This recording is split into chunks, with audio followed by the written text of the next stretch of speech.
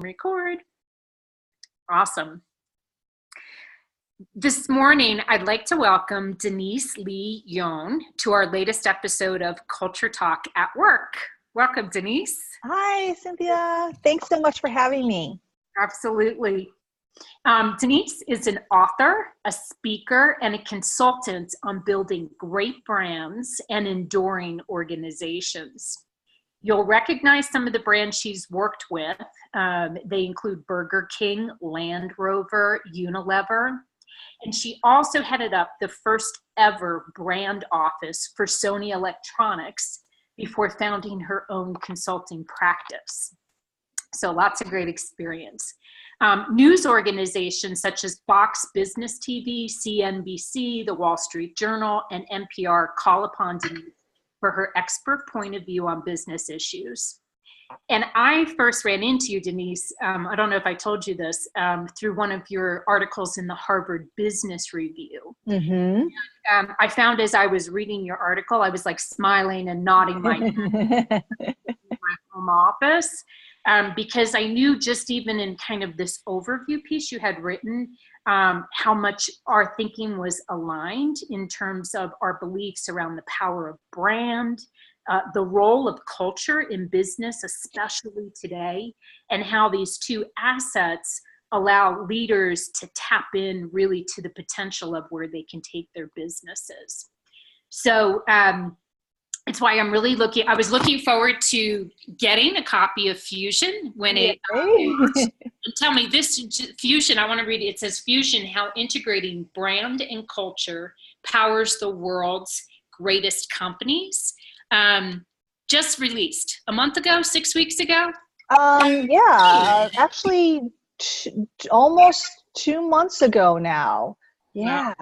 Wow. Likewise. Congratulations on that. And when Denise and I spoke a couple of weeks ago to talk about doing an interview, one thing you shared about the project was that from start to finish, from research to writing and editing, you kind of put this self-imposed time frame of 12 months around the project. I'm still marveling about that. Yeah, it was kind of crazy, I think. Yeah. Well, I want to make one observation and then also ask a question around that time frame. Sure. We had Denise take our Culture Talk for Individuals personality typing survey. Yes. And I noticed your top archetype came out as hero. Oh, yeah. There's a personality type for whom goals and accomplishments and focus and determination and self-discipline are part of their storyline. That certainly is all wrapped up in hero, so I was not surprised. But also I want to ask, what was the urgency for you in undertaking this as a 12-month project? Right. Well, first of all, I think that there really is kind of a culture crisis going on, at least in corporate America, if not in business around the world. There are so many incidences of like the sexual harassment and the Me Too movement. There are corporations struggling with diversity and equality. And then there's just a widespread lack of engagement among employees. And so, I felt like the time was right to have this conversation. But there was also a kind of a more personal reason for the urgency, and that is that my first book, What Great Brands Do, had come out in January of 2014. And I felt like there was a lot of time that was passing between when that book came out and when my next big book was coming out. And I had actually, back in, I guess, 2016, it started on a book thinking I would release it in 2017. That didn't happen. So I was really kind of under the gun. And so my publisher was like, if you need more time, we can take it. I'm like, no. It's got to be Q1, 2018. I will do whatever it takes. And to your point, I got it done. Yeah, well, congratulations. And I think you also, when talking about culture and crisis, I mean, culture really is becoming the must have conversation.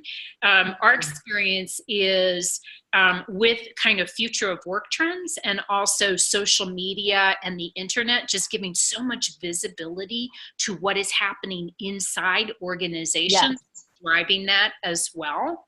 Mm-hmm.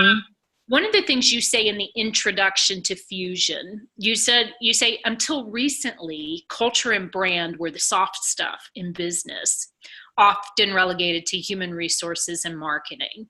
Today, many leaders are starting to recognize that culture and brand are the nuclei of the organizations, the biggest driver of hard results. That's a really bold statement. Tell Yeah, well, I think that as I wrote, because they're kind of difficult to understand, oftentimes, and difficult to measure, quite frankly. I think oftentimes people think of culture and brand as soft and maybe incremental or nice to haves.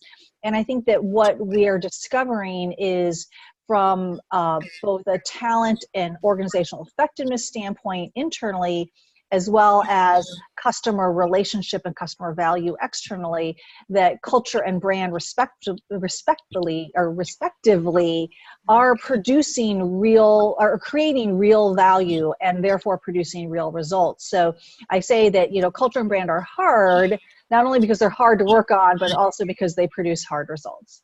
Yeah. Can you give us an example? Because in the book, you walk us through lots of different companies' stories in terms of how they're using their culture to drive business results. Mm-hmm. Mm-hmm. One that kind of, you choose which one.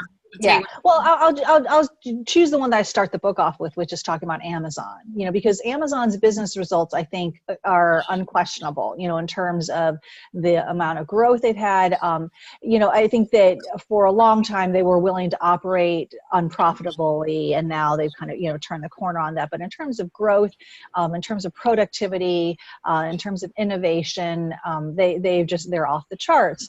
And while I think a lot of things have contributed to that company's success, I would say probably the most important thing, or the key driver, has been the culture of the organization. Everyone in the organization is singularly focused on innovation and service of becoming Earth's most customer-centric company.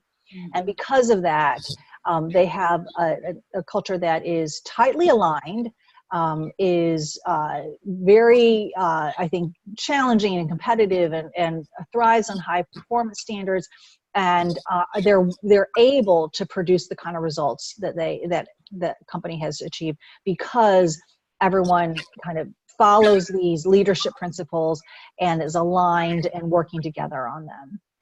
Yeah, I'm glad you brought up Amazon, because you also in the opening book talk about how the Amazon culture is not for everyone. Yeah. And, if you look at employee feedback, there's those that totally thrive in that culture and those that don't. Mm-hmm. I think you use it to make the point that there isn't a right culture. Mm-hmm. It's more about having a distinct culture. Exactly. I think that there's a lot of the rhetoric out there right now about culture makes it seem like you need to have a culture where everyone feels like family. It's kind of warm and fuzzy. Everyone's nurturing and supportive, and that's just not true. And I think Amazon is a great example of that. And I fear that many business leaders think that they have to have one kind of culture, where what you were just saying is absolutely true. It's more about the uniqueness of your culture. And when you think about the integration of your external brand identity and your internal workplace culture, of course it needs to be unique, because you would never want to copy someone else's brand. So why would you want to copy someone else's culture? So what is the phrase? I always say that, I should say, having a good culture is the wrong goal. Having a unique culture is the right one. Oh yeah, I like that. And you started to now draw in the fusion concept. this concept that what's going on internally in the culture of the organization and externally with the brand need to be fused together. So that's the core tenet of the book. So explain that to us, the fusion. Yeah. Well, I think that a lot of companies get into trouble when those two things are not in sync. You maybe you don't have to look any further than maybe what happened with Wells Fargo last year. The revelation that these employees were opening up false bank accounts and false credit card accounts without customers' permission, I think that alone was very disturbing. And obviously the company took a big hit for that. But I think it was even more surprising because these employees were doing it because their managers were pushing them to meet impossible standards. And I think that they had really created this kind of toxic culture in the organization, very unhealthy, very unproductive, and it led to these illegal behaviors.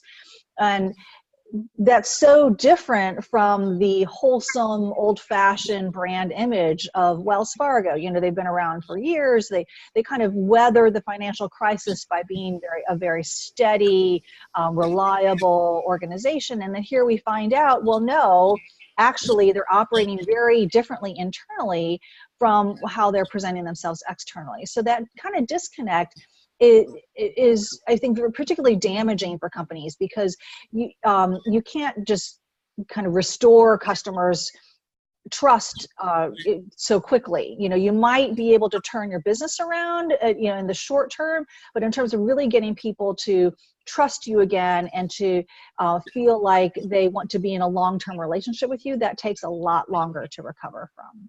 Yeah, I think it brings up another really strong point about why this is so important in terms of the connection between reputation of a brand, yes, ROI, and value. So for leaders that are looking for ways to manage their reputation, to really get a handle on their culture is one way to be thinking about that. Yeah, that's a great way to put it. Yeah. So in your book, which it has two major parts. One part is looking at sort of the foundational pieces of brand culture fusion. How do you start? And then part two is more, once you get those foundational pieces in place, what are some strategies that, and I found it to be very much almost like a manual that a business owner could follow in terms of teaching some processes. I also found on your website a lot of really helpful activities and exercises that people could bring into their businesses to kind of do this work. That teaching piece, I would say, is very aligned with the SAGE archetype, which I think also came out for you in your survey. So I want to start with a question around one of the foundational pieces, and that's the establishment of core values. Mm-hmm.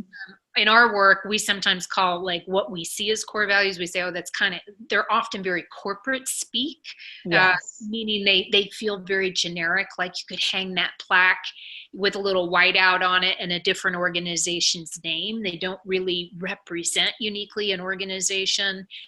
You comment that there's the generic ones, and then there's the ones that become too abstract. Mm-hmm. And what I really took away, which I appreciated, was your comment that there's a role for core values that they can have in terms of shaping behavior. So talk to us about that. Right. So a couple things that I would say, to your point, there are two types of values out there. There's category values and then there are core values. And category values are the things that as a business, in order for you to compete and be a viable player in your category, you need to value as an organization. So, I would say like fast food restaurants need to value speed and quality and your good taste, whatever, those kinds of things. And so if you were to say that speed and agility is a core value for you as an fast food organization, you're really not saying anything different about how you're operating. I mean, every organization needs to do that. What you want to do is have core values, which really do distinguish you as an organization, that prescribe and describe the unique ways that you want your people to work together, and the mindset and the attitudes that inform those behaviors. And so oftentimes I think that in when business leaders go to set up their core values, they feel like they need to say those category values when they really don't. What their employees will value the most and what will help them produce the results you're looking for are those kind of more unique core values. And then, the other point I would make is that they need to, you can't just write them down or say them, put them on your website, or, create a little business card size thing that you distribute to all your employees and say, okay, these are our core values. they, Yeah, I mean, just like anything, just telling someone something is not going to make a change. I think that you really need to show, to number one, ensure that everyone knows and understands what your core values are, and then attach them to specific behaviors and specific standards, and say, when we are executing on this value, this is what it looks like, and this is the result that it produces, so that people really understand that, and then they can start adopting that into their own behaviors. You used an example in your book about a church organization. Does that one come to mind quickly for you? Yes, yeah, it does. Mm-hmm. So one of the, it's kind of like what you call a mega church based in Cincinnati, Ohio. And they have these core values that prescribe everything that they do. This church actually operates very much like a business organization rather than the kind of a standard church. And so they have these core values. And one of them is authenticity, which is actually not the most unique value out there. But I think that the way they hold themselves to living out their core value is unique. So unfortunately, they had an incident several years ago where in one of these elaborate productions that they staged, a performer actually died. It was a terrible accident. And it really, I think, freaked out everyone, not just in the church, but on staff. And at some point after the incident happened, I think it was very quickly after, they had what they considered to be kind of like a healing service, where they brought everyone together and invited the entire community to come and kind of process what happened. And the head pastor got up on stage and I think was very open about how the incident had challenged his own beliefs about why would God allow something like this to happen? And, just being very authentic and really kind of processing the way that, you would expect someone to, but very differently, not only from just leaders in general who usually, kind of put up this front, but as a pastor, I think it particularly was surprising. And, but when a reporter explained to him or asked him later about that, and the pastor explained that he had to be authentic because that was part of their culture, part of their values.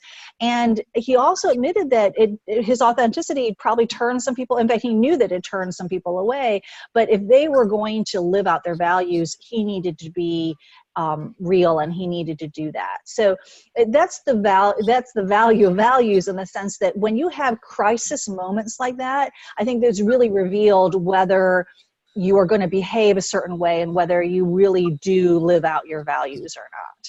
Yeah, you call that core value congruence. Yes.